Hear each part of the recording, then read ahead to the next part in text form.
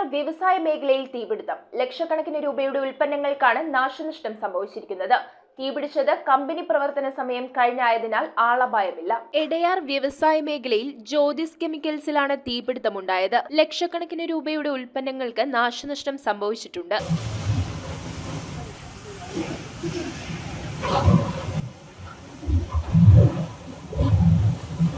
ഏലൂർ, ആലുവ എന്നിവിടങ്ങളിൽ നിന്നുമായി 6 ഫയർ യൂണിറ്റുകൾ എത്തി 2.5 മണിക്കൂറിലേറെ നീണ്ട പരിശ്രമത്തിനൊടുവിലാണ് തീ നിയന്ത്രണ വിധേയമാക്കിയത്.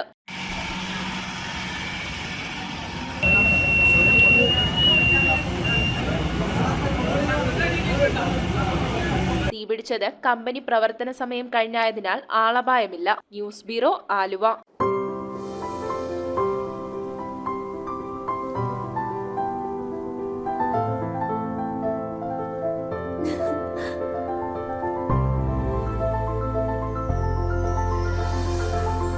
കളങ്കമില്ലാത്ത സൗഹൃദം പോലെ കലർപ്പില്ലാത്ത വിശ്വാസം.